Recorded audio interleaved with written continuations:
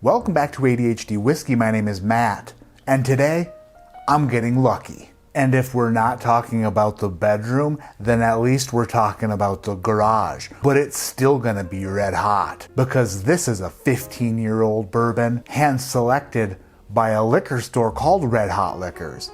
It's a 15-year Lucky 7 proprietor. If you follow the channel, you'll know that last year I really loved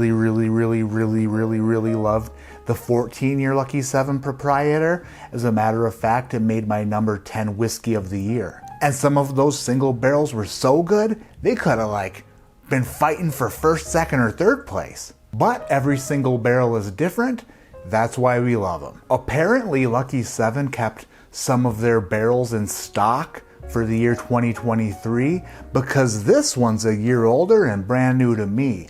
15 years old, 129.2 proof, rumored to be sourced from the Bourbon distillery, owned by Sazerac. So if this were any other Sazerac product with a 15-year age statement at 129 proof, it would be approximately $400 on the shelf and probably $950 on secondary. But thankfully, Barton sold some of those barrels, allegedly, to people like the fine folks at Lucky 7, who blended some of them for their products like the Hold Up, and then barreled some single barrels like this son of a biscuit. It's a beautiful bottle, a beautiful bottle. Apparently, this Red Hot Liquors pick is going to be the only 15-year proprietor single barrel available in the state of Tennessee. This was a gift from Red Hot Liquors, so thank you very much for sending it. This barrel drops at their store on February 3rd. Now let's find out if it's a hitter or a turd. They put a poker chip on there because they know that you're gambling on the fact it's a single barrel. Is it gonna be good or is it gonna be bad? I don't know. America. I'm not sure what the going rate for this bottle is gonna be, but I believe last year that the proprietor 14 years kind of rang in between 150 and $200, giving this proprietor a proprietary SJ. Little bit of a Lucky 7 job, if you know what I mean. I've said it once and I will say it again. My favorite color is bourbon. Oh wow. That reminds me of one of those caramel nips. Caramel nips? They're a hard caramel candy, a caramel nip. There's some definite toffee, definite caramel. It smells like the inside of a delicious candy bar. If Butterfinger, Heath Bar, and Milky Way had a menage a trois, got it on, then this is what that would smell like. Why does that sound? That's weird. I'm sorry.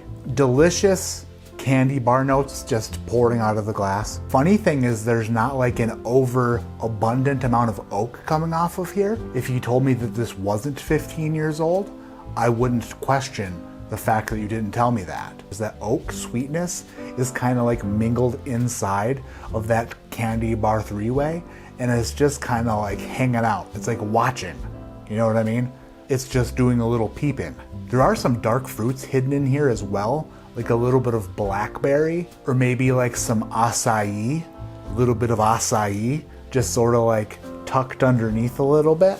The nose is very thought-provoking and provocative. There is a tinge of brightness, maybe a little bit of citrus on there as well, which is a little confusing because, hey, where did the citrus come from? What are you doing here? Nobody invited you to the party, but guess what? You can hang around because turns out you fit in with the rest of us quite well. Had we known that, we would have invited you a while back. Now, come on to the dance floor. We'll bump and grind. It passes the smell test, so let's go on to the palate, shall we? Down the hatch.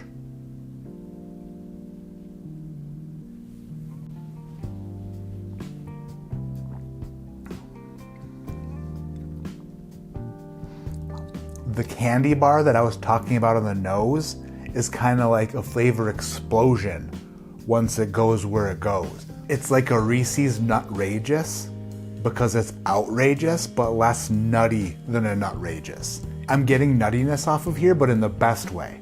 Not in an over nutty way, but in a Reese's Nutrageous way. So good because it's mixed with the caramel and the toffee and the milk chocolate, and it's just oaked all together in like a perfect melding of deliciousness. I know that these 15-year single barrels are gonna vary quite a bit. They're gonna vary. The high proof offerings like this one that I got of the 14-year variety were exceptional. As they dwindled in proof down to like the 115 proof point, that's when I started seeing like the lesser quality single barrels, from my point of view anyway. So it's really hard to say how good these single barrels are all gonna be. Fortunately for Red Hot Liquor and friggin' Tennessee, they got a really, really good one. This one's very, very, very, very, very, very good. Second sip. A little bit of cherry and cinnamon on the second sip. Like a bourbon soaked cherry that you had soaking for ages. I would qualify this bourbon as like moderately complex. It does do a little bit of shifting and a little bit of twirling and swirling on the palate. It changes a little bit. It's very mouth coating. It's a lingerer. It sticks around for a while. You ever get a gas station cappuccino and it's like, and like the powders mixed in with the stuff and it's like, the finish of this kind of tastes like a French vanilla cappuccino. It has everything you're looking for in a high proof, barrel strength, extra aged offering. For 129 proof, it's not overpowering. It's full of flavor and just damn good. This particular single barrel I would place in the category of great. It's a great bourbon. One more sip and we'll give it a score.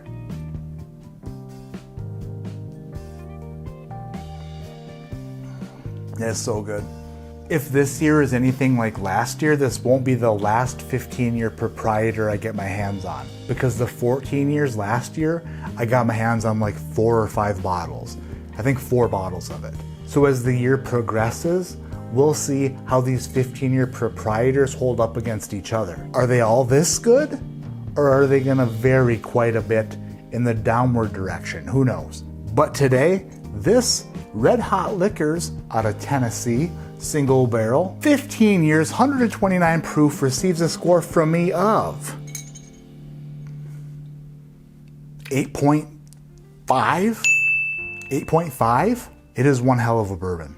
Again, thank you Red Hot Liquors for sending this. I appreciate you appreciating my opinion, and I think you guys picked a tremendous barrel. I love what Lucky 7 is doing. I haven't had a bad offering from them yet, and hopefully I'll be able to get my hands on a single barrel pick at some point maybe.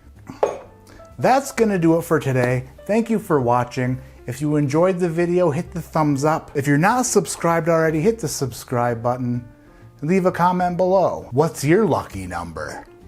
My name is Matt, this is ADHD Whiskey, and like I always say, keep your head in the clouds, but your mind on finding things in the market that are valued at a good value.